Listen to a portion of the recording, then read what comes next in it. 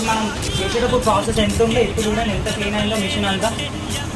So ఇది ఇంత పెద్ద ప్రాసెస్ ఉంటుంది. ఒక్కసారి ఆయిల్ పట్టుడంటే ఏదో అనుకుంటాం కానీ అసలు మాటలు కాదు అనుకుంటాం కానీ అసలు అంత ఈజీ కాదు ఆయిల్ పట్టుడంటే.